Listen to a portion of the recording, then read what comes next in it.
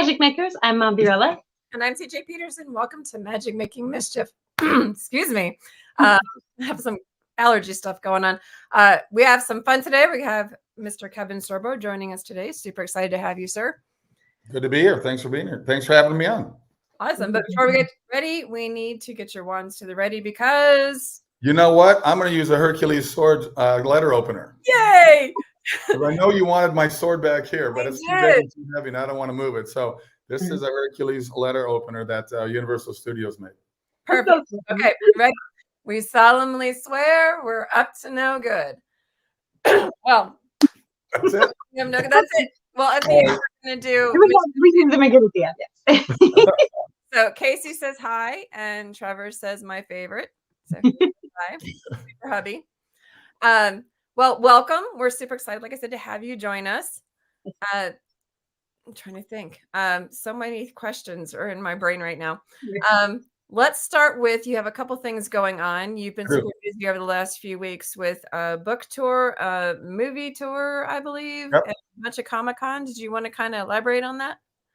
Yeah, well, the most recent one would be my book. It's with Braid Books. It's called The Test of Blindhood. These guys are awesome. They do books that have good moral values. They're a Christian company, and it's all about letting kids grow up to be kids. My book is about, they kind of cover, if you go to braidbooks.com, you can get all kinds of information. But I want to do a book because I see the craziness in the world right now. We're telling kids that they can be a boy or girl when they're 5 years old.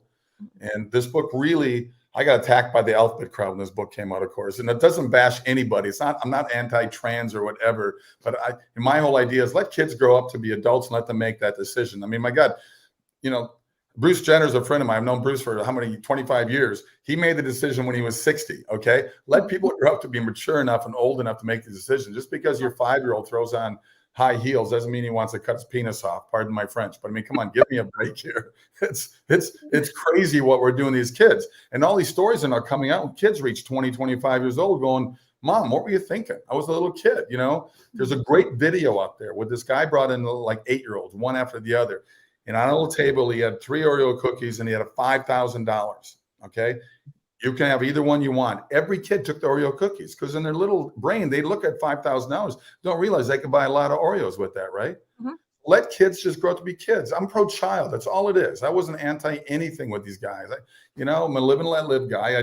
I may not understand that road, but I know that it exists. I've been in the business for how many years? 40 plus years. I've worked with people of all persuasions, and you won't find one gay person or anything that says I was a horrible person to work with. You won't. You just won't.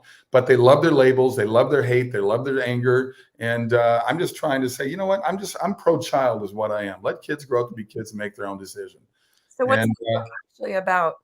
It's a story about Lucas the lion cub. And Lucas, he's a 10-year-old lion cub. He's got 2 younger sisters. Mm-hmm. They grow up in the mountain area and stuff like that. His father taught him everything about going through the vegetation, the trees and the wild, the mountains, everything. And there's one plant that's very, very poisonous. Well, his little sister gets cut by this plant. She's going to die unless they find the antidote. He knows what the antidote is, but he's got to go up a mountain to get the special flower that will save her life. He doesn't have time to run back and get his dad, get his mom, get anybody. He's got to find his own courage as a 10-year-old. He's got to find his own way to fight his insecurities. And he battles through his own little world. He finds the flower. He saves his little sister in time. And it's really about letting kids find their way to grow up. I'm pro. We've been emasculating men for decades and through television and movies. And this really is not taking anything away from the mom, but I think the mom and the dad both have similarities, but they have differences as well, of course. And I think kids need to grow up with both parents. And this book is really just about him finding his own way to become a man and let men grow up to be strong men and strong leaders in the family. We just want to go through the comments really quick. The last one was, hey, Kevin Sorbo, glad to see you on M3. What's your new book about? He just described that. Rye Ag says, I need that letter opener. Go to sorbostudios.com and you can get one. sorbostudios.com. You got everything there. We got everything there. We got all kinds of stuff from my wife's books and my books and You can buy Hercules and Andromeda scripts, books. I got the original costumes that might be a little more expensive, but they're the originals, and I wore them. So there you go. I actually have an Andromeda script and one of your Oh, cool. Yeah, Cool. I got it at Brazoria Comic-Con.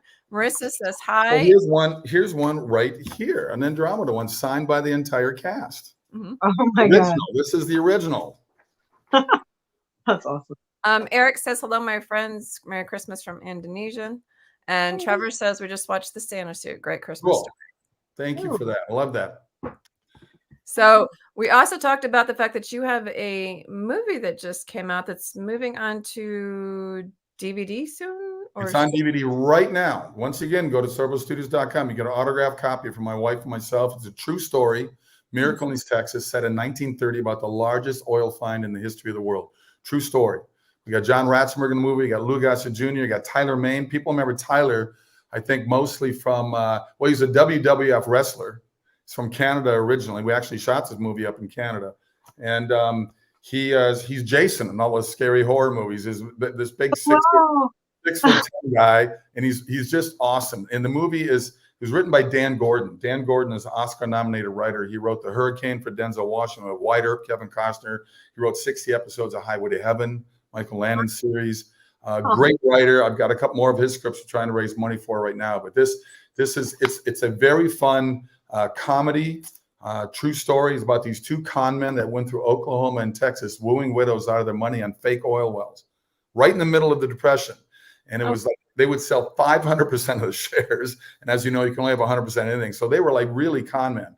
And I say it's a comedy because there's a lot of funny moments in there. And something happens to them along the way that changes the second half of the story quite drastically. And it's like I said, it's a true story. It ends up being the largest oil find in the world in Kilgore, Texas. I showed this movie to a bunch of oil guys in Oklahoma and a bunch of oil guys in Texas. And after the screening, we did a Q&A, and one of the guys in Texas says, "I know where you shot that movie." And I said, "No, you don't."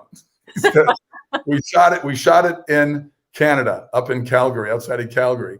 And people said, "What?" I go, "Look, it's called show business. You get a 35% tax credit up there, and you get 20% more on the dollar. So it is called show business, not show. And the ranch we shot it on, this 3,000-acre working ranch, is the same place Clint Eastwood shot Unforgiven. And if it's good enough for Clint Eastwood, it's good enough for Kevin Sorbo." Wow. Yeah. So one of the questions has to do with Andromeda, and I'm not too sure about it. It's how do you feel about the newer seasons of Star Trek Discovery heavily taking from Andromeda? I haven't seen the new one, so I'm not sure about that. I know that Rod Roddenberry's behind it, and I scolded him for not putting me in there. But I love sci-fi. I'm a huge Star Trek fan. I mean, I grew up watching reruns of Star Trek. In fact, when I was in college, every night on weekdays, 10:30 was reruns of Twilight Zone, 11 o'clock was Star Trek. So by the time I was like, "Oh, Mom, I'm really studying hard. I'm very busy. I can't talk right now." But to be able to be in the first show ever created by Gene Roddenberry after Star Trek, he wrote Andromeda back in 1969, and to be the first captain after Captain Kirk, Captain Dylan Hunt, was an incredible honor for me. And we got 5 years out of the show. We were the #1 show in first run syndication. For those Andromeda fans out there, we both got boned here because the company that owned us, Tribune Company out of Chicago, had to declare bankruptcy. And it wasn't because of our show, because our show was doing very well. So were the other two shows. They had Mutant X. They had another show as well. But we were doing just fine. But it was Sirius Radio killed them in all the radio stations. They had to close down all the radio stations. And then they closed down a lot of their television. They kept their super stations. They got WPIX, WGN, KTLA. So they kept those stations, New York, Chicago, and LA, but they had to go into bankruptcy. So they had to freeze all their assets. So we had 2 more seasons ready to go. We were the #1 show in first run syndication in America. And we were in 150 countries with Andromeda. So it's very frustrating, not only for the fans, but for us, the actors and the other people on the other side of the camera up there in Canada, where we shot in Vancouver, not to get those last 2 seasons. And we also shot right down the road from Stargate. They were just blocks down the road from us. Oh my gosh. Okay, first of all, I have all the Andromeda. Second of all, right down the road from Stargate, the geek inside of me is jonesing all over the place. We always gave Stargate a hard time because we had Michael Shanks guest star on the show. I mean, we had during their off time they came and guest starred in mine. But I always gave him a hard time. I said, because every planet you guys land on Stargate is Vancouver. It's beautiful green trees and all that. And I said, we did more green screen to make it look like we're on different planets at least. Well, it was really neat though, being able, because I actually met you before we actually watched all the Andromedas. And so it was kind of unique to do that. I do remember when we first met you, it was at Comic Conroe, and you did this really cool meet and greet, and we were able to watch the movie. And so that was fun. And then we just met you again in Brazoria Comic Con. So that was neat. Right. Yeah.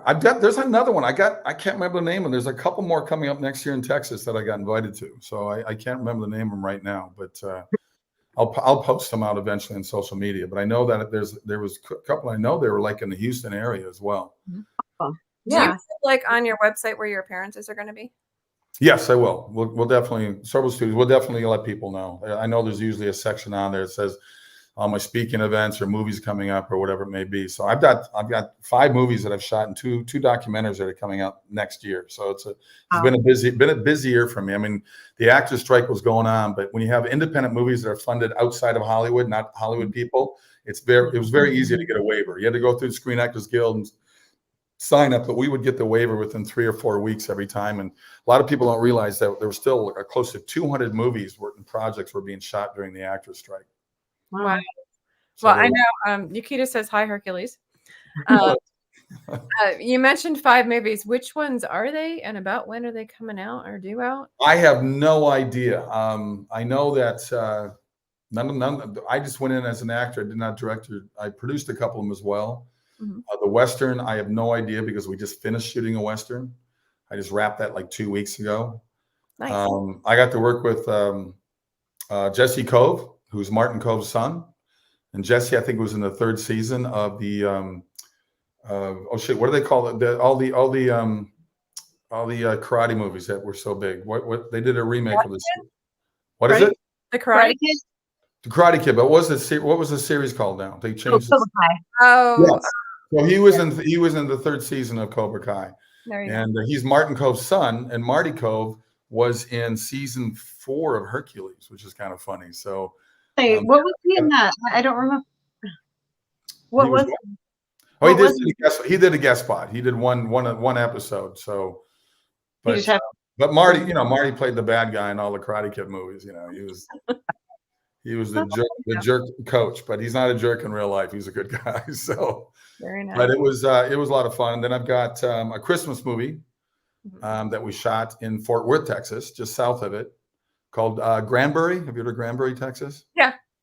It's beautiful. It's got a big Christmas town. I mean, they didn't decorate the town for the Christmas movie. That's what they do. People show up there just to see the Christmas decorations. So the director is who lives in Dallas area. He wanted to shoot this movie, and true story. It's a wonderful, very touching true story. And then I can't even keep tabs on the movies I've been doing. It's been crazy. I got 2 documentaries coming out. One, I spent 3 weeks in Israel before the war broke out. And this one is called The Quest for the Throne, and it deals with, I was with Gorilla Indiana Jones. It deals with the search for the Ark of the Covenant through archaeological digs. It was pretty interesting. And that one's going to come out. History geek in me just went off too. Yeah. Well, no, then I've got this other one that's really cool. I had the #1 documentary on Amazon 2 years ago, and it's called Before the Wrath, and it deals with the second coming. And this one is called Eating with the Enemy, and it deals with the Last Supper, and that's going to come out Easter week next year. Yeah, it's pretty neat. These guys are really good. They're based in Dallas. It's called Ingenuity Films. Dennis Miller runs it up. He produces it and directs all of them, and he does an amazing job. And I forgot about my 3rd documentary. I went on the set of The Chosen outside of Salt Lake City, and we're telling the life of the story of Jesus from birth to death. And we were on the set of that, and I am the guy that they've already shot all the 2,000 years ago stuff, and I'm the narrator on the set, introducing each segment, and they made a mini series out of it, and cool. Yeah, it's gonna be pretty interesting. Reed acted wants to know, what was it like filming Lightning Strikes, and why was it so hard to find that movie? Well, Lightning Strikes was we shot that up in Winnipeg. And no, did we shoot that? Yeah, we shot that in Winnipeg in Canada. And no, I take that back. I'm thinking of Something Beneath. I shot Lightning Strikes in Sofia, Bulgaria. Oh, wow. About, my gosh, it's got to be 8 to 10 years ago now. It was a while ago. And it was for Sci-Fi Channel. So I don't know what Sci-Fi does. I don't think they really put the movies out on DVD. You would think maybe you'd be able to find it in streaming, but that was a long time ago. So I can't remember. Since then, Bulgaria has become a huge place to shoot movies. They're in Romania. They shoot a lot of movies because there was a series Kevin Costner did, a miniseries dealing with the Hatfield McCoys. I don't know if you saw it. It's amazing. Yeah, Yeah, Bill Paxton's in it and all that. I mean, it's just really good. Ray Liotta's in it, who's passed away, unfortunately, last year. And it was shot all in Romania. Was it really? Yeah. They have, once again, it's called show business, right? It's a business. You're going to go where the biggest tax credits are. But if you watch that as you did, you would think it was shot somewhere in the hills of Virginia or something, And I would not have shot there. But and the new Doomsday series they did was actually shot in Romania for some of it too. And my sister lives there right now. She's doing missions work with kind of some of the poor communities with her family. And so they actually got to go to the place where they did the shoot for that one. And she's like, yeah, this is where they were shooting the show. Yeah, they shoot so much. I've got 2 movies that haven't happened yet in terms of getting funded, but that's where they're going to both shoot in Romania. And I got another one that I got reached out by the Bulgarian company as well. So we'll see. But more and more productions is overseas now. So you've been a successful actor. What made you switch over to producer and director? Well, I started directing back in the Hercules years. It was season 3 when I walked in Universal Studios, and I said, hey, it was one of our breaks before I headed back to New Zealand to film. And I just said, I'd like to direct. I thought there'd be a big fight or something. I said, I really want to direct. And they went, okay. And I went, okay. See you later. I mean, like $2.5 million an episode, and they're putting that in my pocket to go shoot this episode. But, I knew the crew really well by then. I mean, that becomes your family. You're out there 12, 14 hours a day working with these people. And that's, you see them more than your own family. And I know my DP, John Mahaffey, after Hercules, went on to the second unit directing all the Hobbits and Lord of the Rings and Spider-Man and Aquaman. He just did the second Aquaman. And Peter McCaffrey, not to be confused with John Mahaffey, is our Steadicam operator. And he became rated in the top 2 best Steadicam operators in the world. I mean, this guy, he'd have a guy sort of protecting him, holding onto his shirt as he's running backwards as I'm running forward through the trees to make sure he doesn't trip over something, and this guy was amazing. And I'll do a trivia question to people out there right now. You don't have to name the person that invented the Steadicam, but the guy who did it was a Steadicam operator in a very famous movie in the 70s. And it was the first time ever a Steadicam was used in a movie. Can you name the movie? Oh, that's a good question. Very successful, very famous movie that had multiple spinoffs. So the very first Steadicam movie. First time a Steadicam was used in a movie. Now they're used in every movie because it's such an amazing. Right, Ag says Evil Dead. No, Evil Dead was that Evil Dead was like a $80,000 budget with Bruce Campbell and Tappert and Sam Raimi. They maxed out their parents' credit cards, and it goes on to make $8 million. Reed acted, said Bound for Glory. Nope. We'll get one more guess if another guest comes in. Art of the Rise said the same idea. A very famous. I'll bet you Trey would know the answer. It was Rocky. Rocky. And that scene when he is running down to get on those steps up in that Philadelphia library, whatever it was, and dance around, that guy ran right alongside him the whole way. Oh, that's great. The first time they were used as a prop, as a weapon in the movie, I'll get right to it right away, was the second movie after Alien called Aliens by James Cameron. James Cameron used them where they load up the guns and they're walking through the alien planet, and they're swinging these things around because it's such a cool look. And that was James Cameron. Of course, the guy's brilliant. So that's the first time they were used as an actual prop in a movie. Check that out. You get some movie trivia along the way. There you go. Very cool.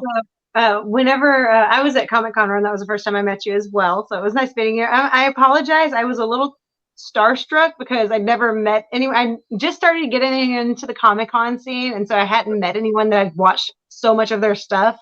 in person before. So my first words, I believe, to you were I. And you know, it was interesting during the Hercules years because I was living in New Zealand 10 months a year for 7 years. In the 90s, Comic-Cons were really just sort of happening. They really exploded after that. But I was able to do at least 1 or 2 during my 2-month break when I got back to the States. And when you're in that world as a current show on TV, it is a whole. Now people come up and it's like a memory. Hey man, I grew up with your series, because now they're the age I was when I was filming Hercules when they were 8 years old, you know, and I actually would have some women in their 20s faint, and I said, this must be like the Beatles going through, you know. But I mean, what would happen every Comic-Con? There would be 2 or 3 women. But the cutest thing ever was at a Planet Hollywood in Las Vegas. I did a big autograph there, and there was 4 generations of women. There was the great grandmother, the grandmother, the mother, and the daughter. So it was like 4 years old and 90 years old. Oh, I wish somebody recorded this because I'll never forget it. The little 4-year-old, I was sitting at my table. She was so short, and she goes like this to me. And I reach down, she puts her little hands on my cheek, and she says, "You're my hero." Oh. Right after her 9-year-old great grandmother grabs my cheek and she goes, "Us older chicks think you're hot too." We'll always remember that. I thought it was so great. Us older chicks think you're hot too. You affected 4 generations. Wow. Well, you know, that's the thing about movies and television. Walt Disney said back in the 1950s, movies and television will influence our youth. He said that 70 years ago. Well, he's completely right, because unfortunately, there's a lot of negative that goes with it, like the internet. The internet's the Wild West, and there's a lot of anger and hate out there. And you see the power of what it can do in a positive way as well.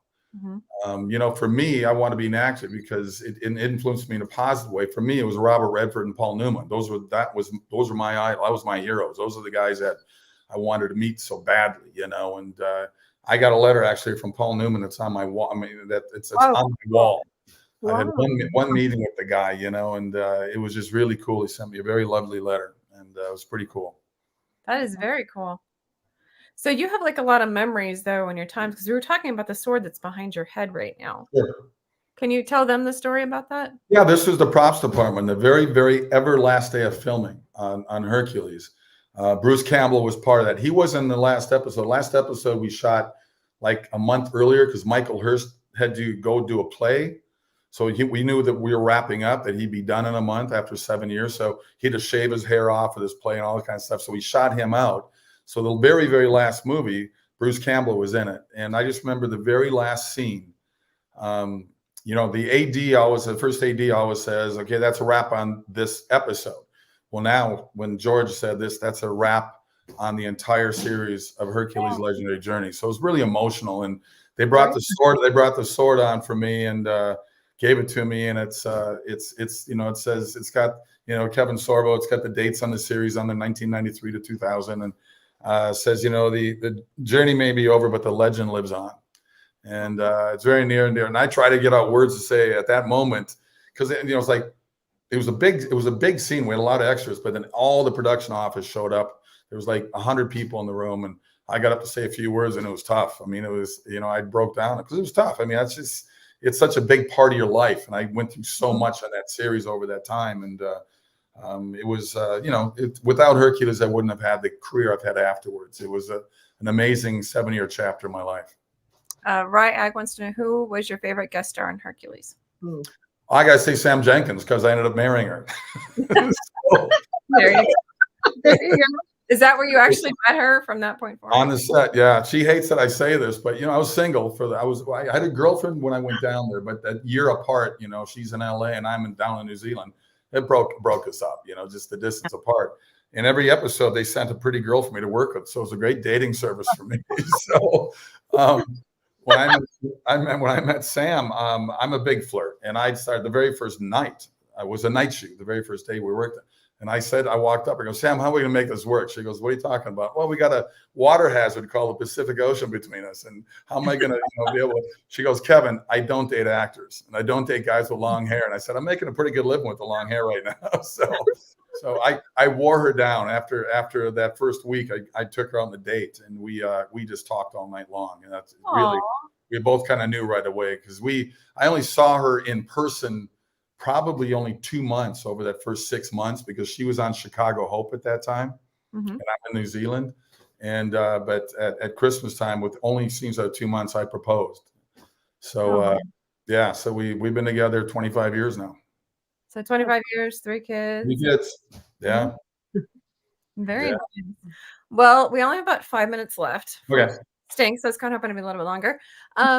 For those who are like aspiring actors or producers or directors, do you have any advice for them?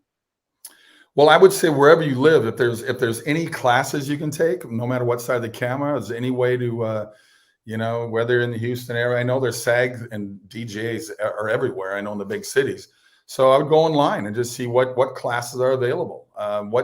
What schools have any kind of film school? What acting classes? I know there's people that teach. There's theater in every city. So I would get yourself, just put the miles in, you know, try to find an agent, try to get a commercial agent. It's easier to get a commercial agent than there is to get a theatrical agent. I mean, I already had a lot of commercials under my belt before moving because I grew up in Minnesota. So during college, I did a lot of commercials because Minnesota is home to national headquarters, Best Buy, Target, 3M, Honeywell, Pillsbury, General Mills. So I already had like a dozen commercials made. I had no problem getting an agent commercially out in LA when I moved out there because I didn't know anybody.